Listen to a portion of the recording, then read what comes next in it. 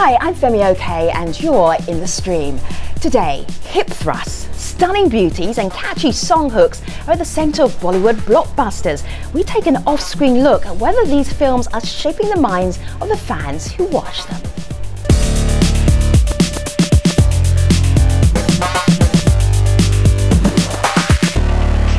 We've had the most amount of fun preparing for this show. We had a Bollywood night a week ago. We are ready. Malika Bilal, digital producer of the stream for our online community.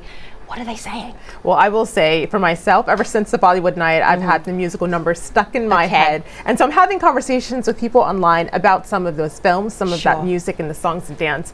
People are talking about how they shape minds, if they shape minds. And we've gotten some pretty forceful responses. I'll give you a taste. Here's one of them in the form of a video comment.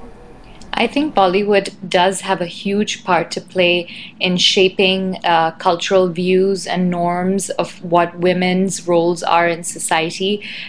Even if you cannot directly link the increase in sexual violence with what's shown on screen, certainly portraying women in an over-sexualized and objectified way is not the way forward. I think Bollywood must accept responsibility for shaping certainly some of the views of women. That's one view. We want yours. So tweet us your thoughts with hashtag AJStream. My name is Tanya Selvaratnam. I'm an author, actor, producer, and activist, and I'm in the stream. The world's largest film producer, Bollywood, has massive global appeal from Delhi to Toronto. Its dance numbers are very popular, and over the years they've become a whole lot sexier. The hotter the moves, the louder the conversation about how women are being portrayed. Fans say it's just entertainment, but women's rights activists argue that some of these films reinforce unhealthy attitudes towards women. The debates even become political. India's new ruling party wants to restore cinema with Indian values. But does Bollywood have a social responsibility to do that? Joining us to talk about this, we have Aseem Chhabra. He's a film critic and journalist in New York. Malika Sharowat is a well-known Bollywood actress. She joins us from Los Angeles. Madhur Bhandarkar is a Bollywood director. He's in Mumbai. And Anna M.M. Vettigard is a journalist and author of The Adventures of an Intrepid Film Critic. So welcome to you all. Let's start on my computer. Couple of movies that I've seen recently. We've got Heroine, which is a Madhur Bhandarkar film. This is about an actress and the behind-the-scenes stories of her ups and downs as a Bollywood actress. And then we've got The Ladies versus Ricky Ball, which is like a slap-around comedy, and the ladies trying to track down the cad. This is the cad here. One more, and this is what all of the stream team saw the other week, Ram Leela, which is an old-fashioned Romeo and Juliet romance. So Malika, when I'm looking at the range of women's roles in just those three most recent movies I've seen, what's the diversity like there for you as an actress?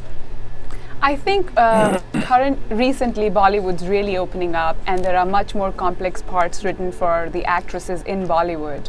When I started my career almost a decade ago, I did films like Murder, which was a very, very controversial film for the time, 10 years ago, because it depicts a woman having an extramarital affair, it depicts sexuality on screen, it depicts passion.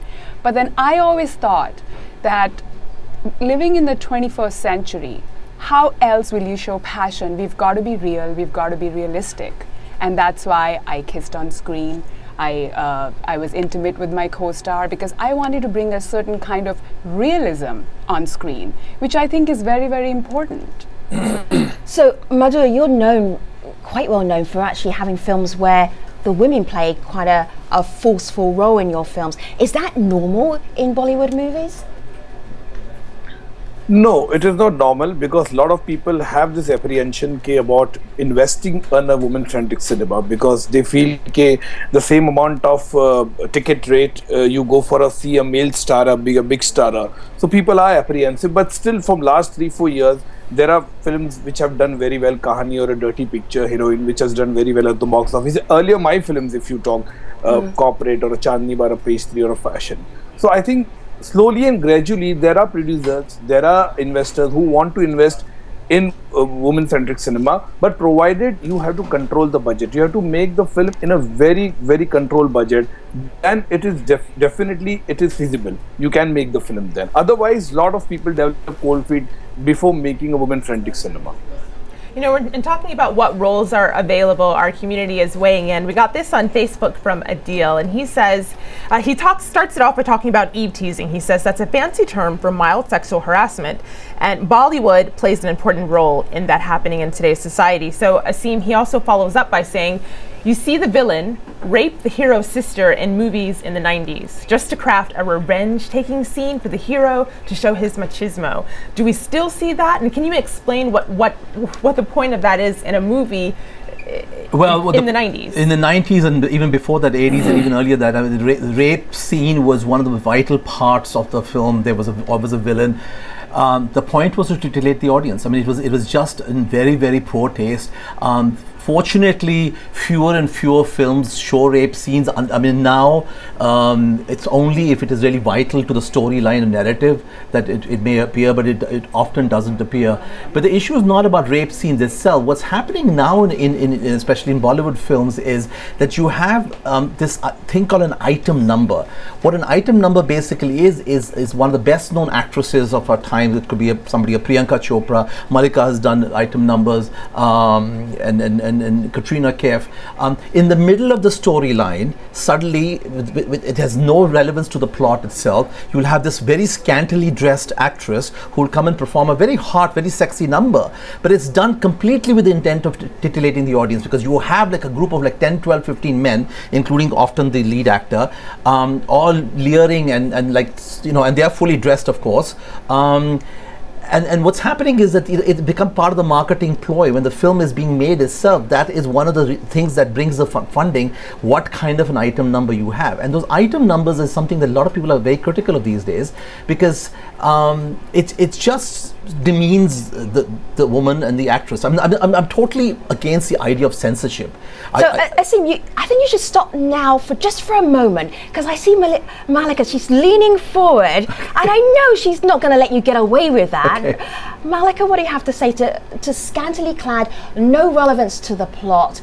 First of all, I'd like to say that there is a censor board in India, and which is very sensible. It's a government organization, and they pass or do not pass a film. Second of all, singing and dancing has always been a part of Indian culture, Indian movies. That's where Indian cinema is based off. Nautanki, it came from Nautanki.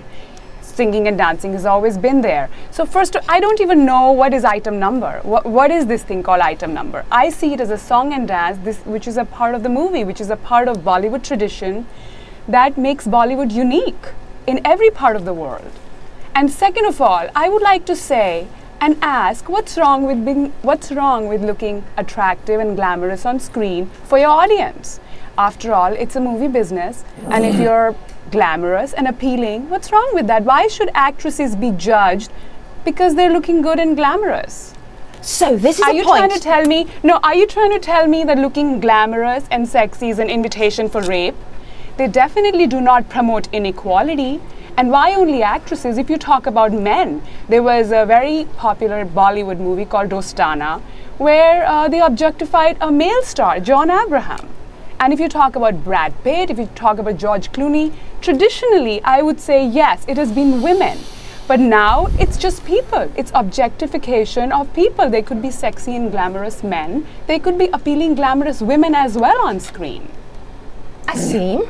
Well, you know what? 90% of the time, it is the women who are being objectified and made to look glamorous. Now, I have no problems with women looking glamorous. I have no problem with women looking sexy. I think it's if the story requires, I'm all for even nudity, for instance, which Indian censors do not allow. We have a censor board. I do agree with, but they don't allow that.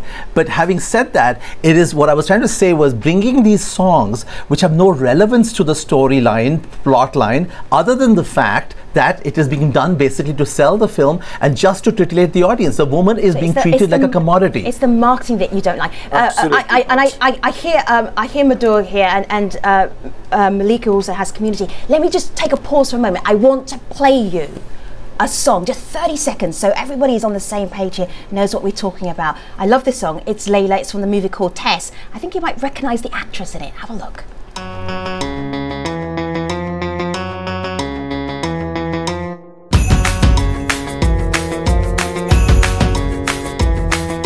Come on everybody, do you wanna play? That I'm gonna show you how to play today. Gonna make you sweat. Do you wanna get hot? Do you wanna get wet? Okay, I was watching that the other morning. I spit out my cornflakes as I was watching that last bit. Malika, what's our community saying? Well, they're picking up on videos like that one. And Madhur, we got 2 tweets that I want to direct at you.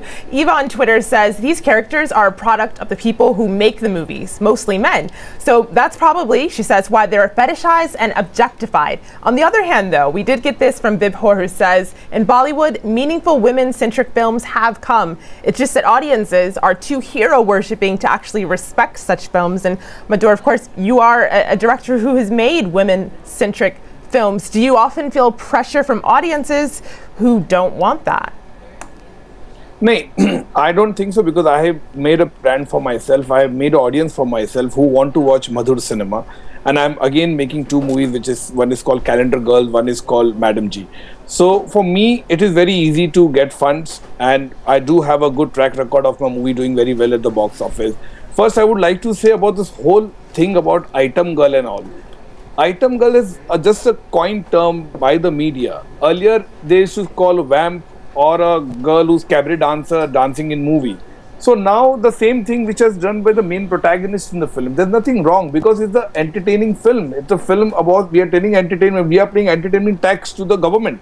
So that's how we have to make that kind of thing if required in the movie. It's very vital for it. I don't know why this term has been or a myth has been created about item girl.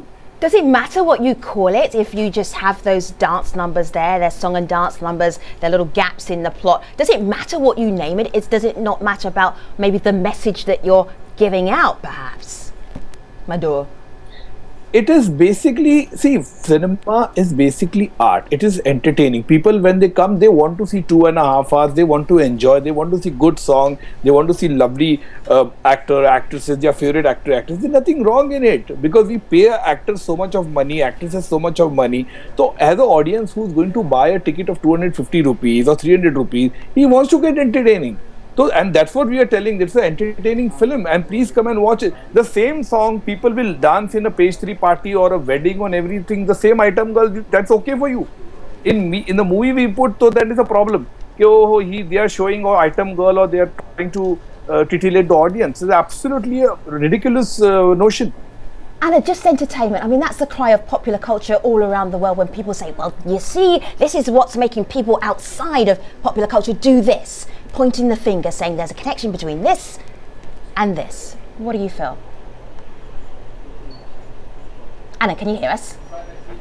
Okay, Femi, I didn't hear your question very clearly, but I just wanted to comment on some of the things said by Madhur and Malika. Firstly, I think that film industry, the glamour industry across the world tends to objectify women. So, of course, Bollywood does objectify women, as do our other commercial film industries in India. So does Hollywood, so does the advertising industry, so do magazines. I, as a feminist, do not actually have objections completely to objectification if the only reason why a person is being objectified is to provide pleasure to a member of the audience. A beautiful woman, as much as a very good-looking man, might look great on screen. And as one of the feminists pointed out, in India, this thing called item songs, there are plenty of men also watching item numbers now, and in fact in Bollywood right now, to have a great torso man and six-pack abs and great muscles, all of that is considered essential. So we should not, I think, be downright condemning all objectification. The issue comes in when the woman in question, this tends to happen only to women on screen, is that the person is being demeaned, debased and dehumanized with objectification. For instance, it depends on the lyrics of the song that she's dancing to. There was a song a very famous actress in India danced to just last year, and the words were "Main tandoori murgi tu yaar gat kale saya alcohol se," which means English, I'm a piece of flesh consume alcohol. And I particularly want to See, Anna, with Malika over here. This isn't because I haven't got the opportunity to speak yet. I particularly want to point out. Take a pause for a moment, because I know I want to share that with our audience. So I know we do have a clip about that. Slow down just a little bit. Tell me about that film and why you were so upset about that film. Okay, Samia, I can't hear your question. So I'm saying, you know, when you talk about objectification, it has to depend on the manner in which the director is filming the woman, the mix of the song. For instance, the song you have running screen right now, where the actress had the words, "I'm a piece of flesh, consume me with alcohol." That's what she was singing. But I want to point out that Malika, who is our fellow panelist, and I don't mean to be rude here, but the song and dance numbers that Malika has done on screen in Hindi films epitomize the kind of debasing objectification of women that one sees in Hindi cinema. Okay, I repeat, I have no problem if objectification is just... We've just got a slight audio issue with Anna hearing us and we're hearing Anna very, very loudly. So Anna, we take your point, we hear that. Malika, you're not the only dancer, actress out there doing these kind of films. Do you ever feel uncomfortable about what you're asked to do, the roles that you take? As Madhur Bhandarkar said, and I'm a big fan of his movies, by the way, it's art. I look at it as art. You know, and I'm again saying I do nothing that promotes inequality of women. On the contrary, I've always portrayed very strong characters in my movies, and I've always looked to do parts which have a meaning. Be it murder, where a woman is lonely and she's having an extramarital affair and she's searching her meaning in life. Be it Pyar Ke Side Effects, be it Myth, be it any movie. I do nothing that promotes inequality. And as I said, I mean, where objectification is concerned today, it's objectification of people.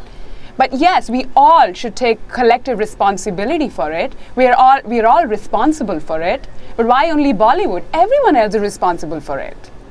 Are you trying to tell me those two poor girls who got raped in India hanging on a tree, were they objectified? Were they provocatively dressed?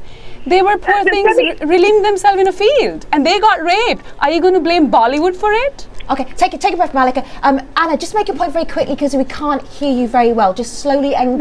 I'm not saying that a good man will go into a theatre, watch a film where a woman is objectified, and go out and rape. That's very silly. No one on this panel has made that point. But I'm saying that I'm sorry, Malika is exaggerating the number of strong characters she's played. Item songs like Asim has explained to you are when a person comes in, gives us a song and dance number, and disappears, has no role whatsoever to play in the film. Okay. And I am objecting to dehumanizing, debasing objectification of women through such songs. All right, so how do you define, I just want to know, how do you define dehumanizing? What is dehumanizing for you? One, it's a point of view. One man's porn is other man's art. And how do you explain the internet? I tell you what's dehumanizing, Malika. What's dehumanizing is when the camera is not capturing sensuousness, and when a camera is not admiring the object or the subject of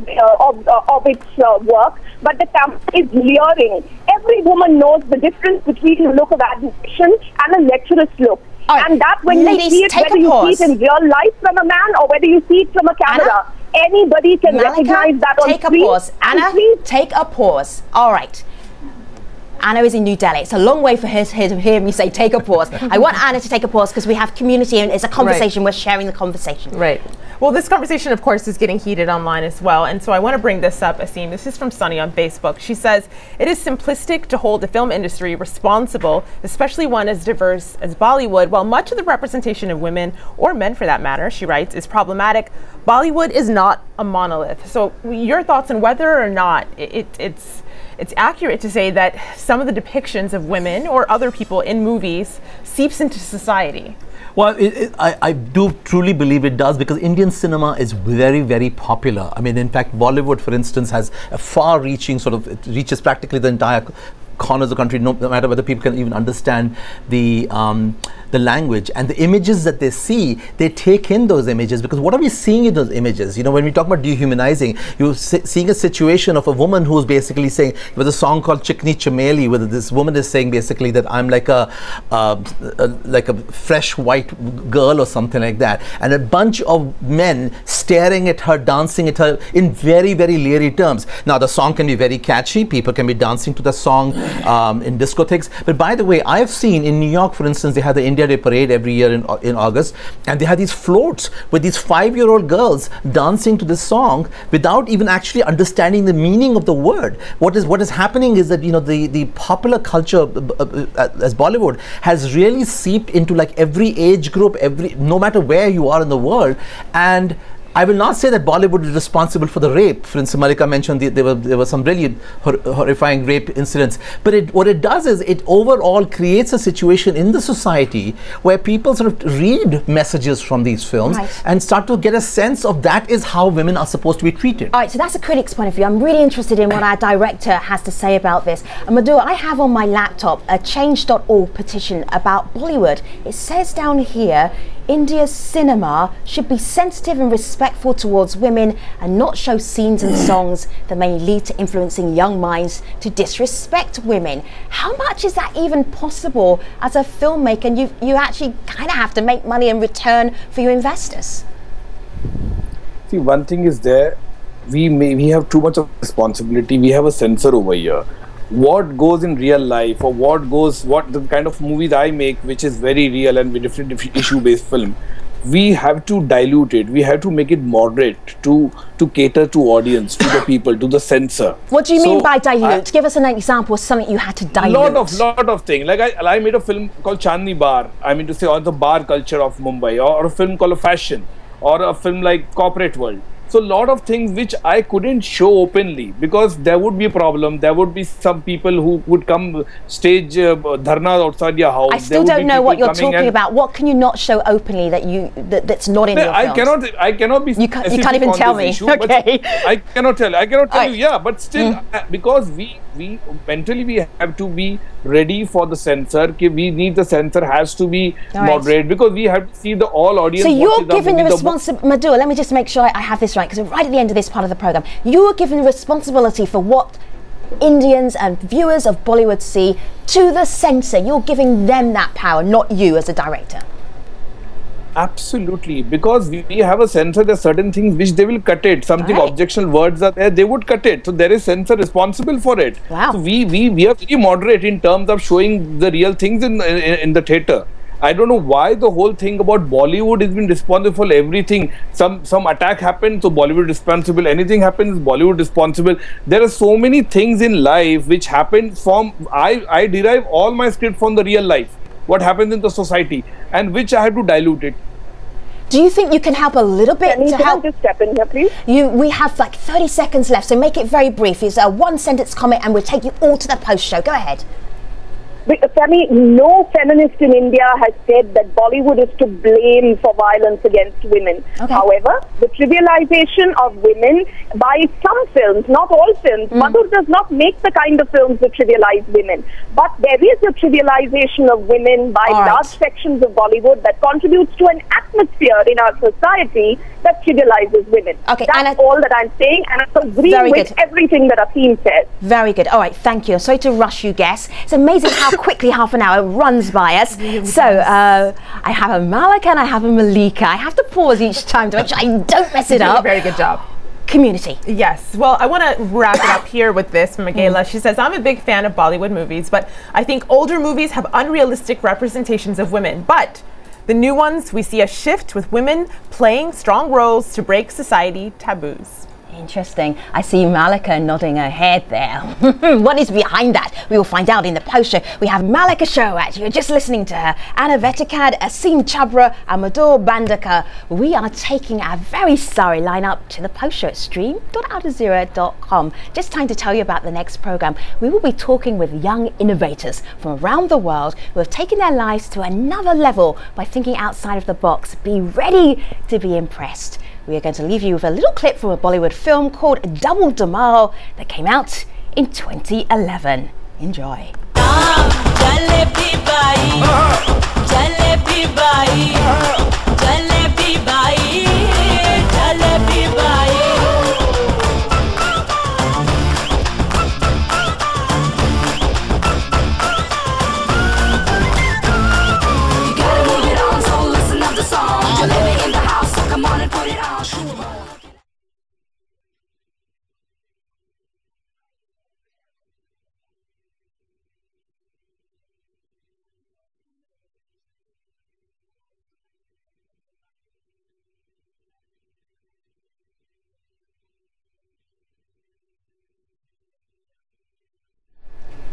Hello again, this is the Streams Online Post Show. We've been talking about women and perceptions in Bollywood. I want to get right back to that conversation.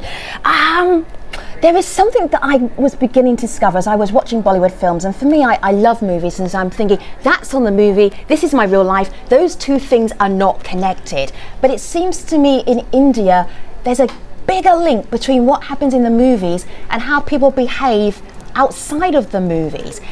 Am I getting that right? Let me think. Anna, is there Femi, actually, I don't think that's true of only India. I think in every part of the world, cinema has an influence on society. However, it would be wrong to say that cinema is responsible for everything that is right or wrong in society. So it's not like it's any more in India than in the rest of the world. Hollywood do actually trivialize. All right, so Anna, I'm just gonna Anna, so we are talking about a all right, Anna, let me just ask you something very quickly here, because I want to challenge you, because we've done programs and online community have said this.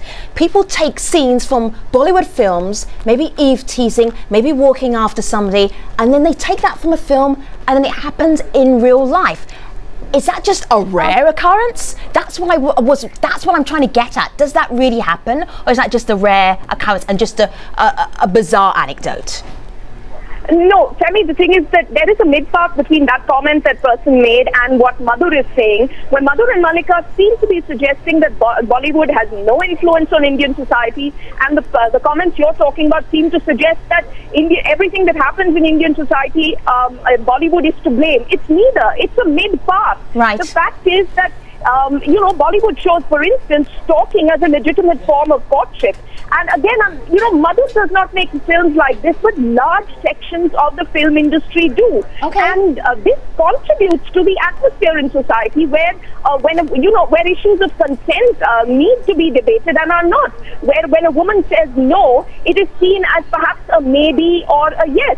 And these are issues, the issue of consent is being widely debated in American society too. So I'm not saying that a great guy walks into theatre, sees a stalking scene and comes out and becomes a stalker. But if he has been socially encouraged to believe that it's acceptable not to accept a no from a woman, then Bollywood legitimization of stalking makes him feel that perhaps he's not wrong. Okay, Anna, take a breath there for a moment. It's still a movie. That was the point I was trying to get to. It's still a movie. It's still entertainment, and I just still don't quite get that intersection. But I know our community may help me get there. Malika. Right. Well, speaking of that link, Malika, you said earlier that you often play strong characters. So we got a tweet question for you here. This is Tour to Naija, who says, "Why don't Bollywood actresses use their influence as screen divas to promote gender equality in their movies?" Do you believe, Malika, that you do?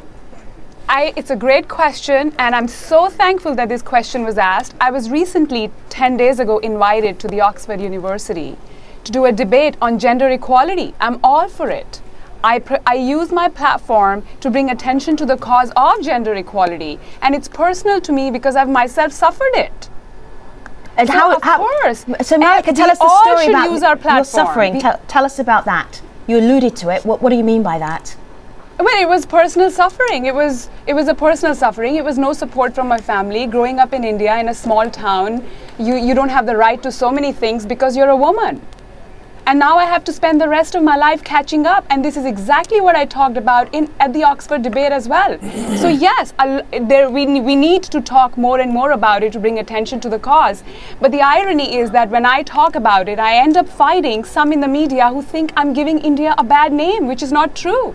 I love my country and I'm proud to be an Indian. And I love my country, and that is why I want to see a change in India. It's because of that. And do you think your movies can do that, Malika? I'm sorry? Do you think your movie roles can do that, or just the platform that your fame gives you helps you do that? Absolutely, just bringing attention to the cause, bringing attention to the cause, using my platform, using responsibility like Nelson Mandela. He took a stand and he completely changed the fate of South Africans. Not doing anything about it is as much a part of the problem. So are you likening yourself to Nelson Mandela? Are you making that comparison? Nelson Mandela was influenced by Gandhi. Okay. And Gandhi was an Indian man, and he changed. This is just completely unacceptable. Because firstly, I don't want to make this personal, but I'm sorry because I have covered Malika's life. Okay, she's talking about her personal life is absolutely Here goes the long pause between me and DC. No one in the Indian media has said that Malika is giving a for a bad moment. name. There's something very important I have to share with you.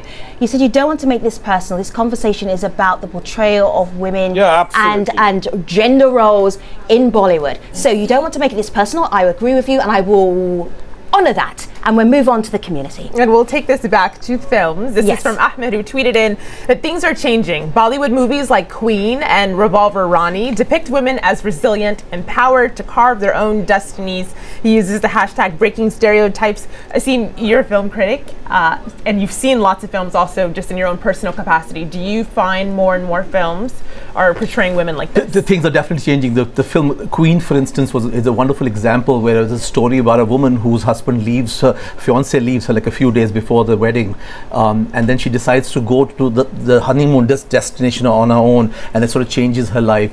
And the film was a big hit. It was a very small budget film, and the audiences were cheering. But for every queen, you have hundreds and hundreds of these other sort of films where the portrayal is fairly wrong, and that is what the norm is. How do you watch so many then? If you're watching them and you're thinking, this does not sit well with me. How do you watch?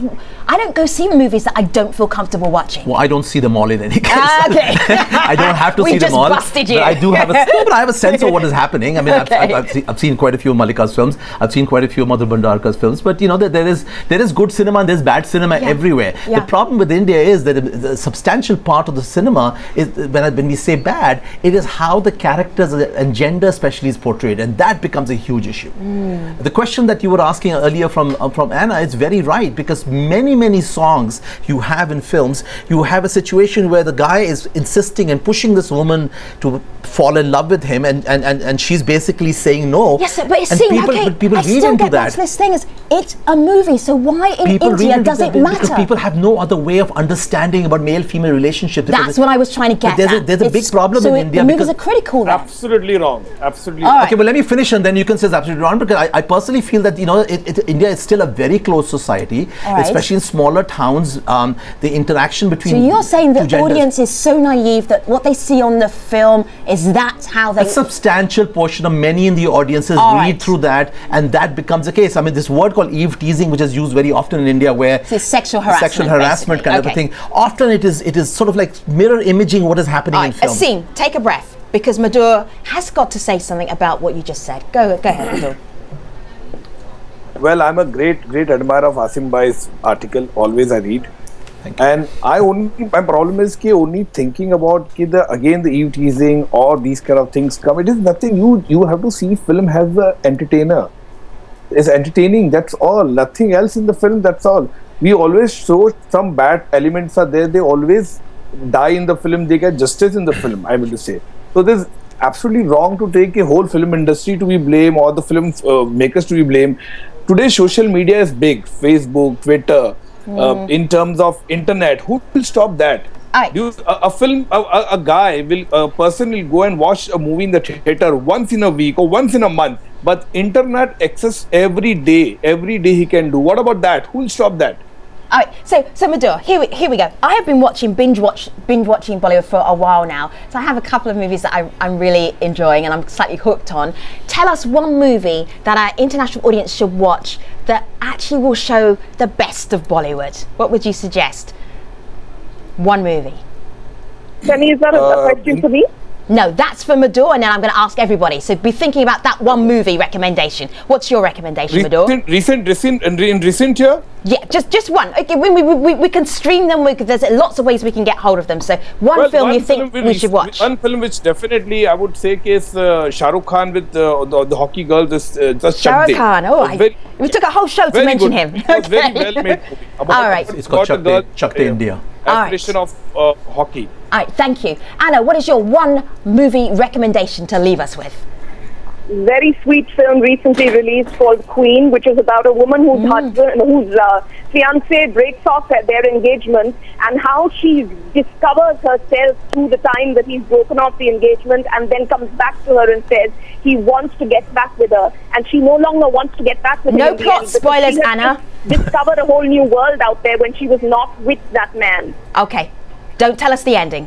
All right, Malika, what is your one movie recommendation for us? I think Chandni Bar. It's a real classic, and Madhur Bhandarkar was ahead of his time. He made a great movie about this very strong woman who overcomes all adversities in her life and emerges as the winner. It's a great movie and a must-watch for everyone. It's my favorite. It's a classic. Very nice. And a scene finally for you.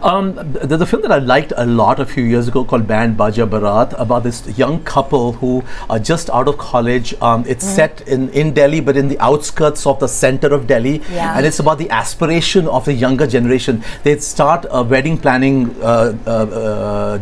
company, and in the process they decide that they will not fall in love, and then they start to fall in love, and how that sort of. I think I've seen that. Is there dancing in it?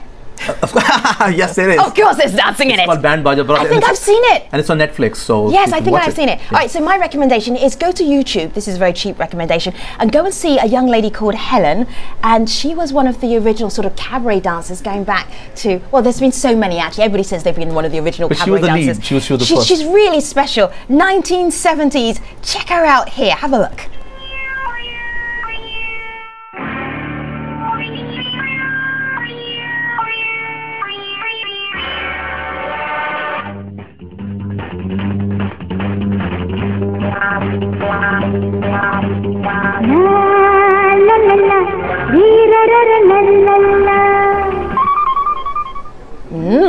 That was a little spicy masala going on there. I want to do that look on Malika Bilal.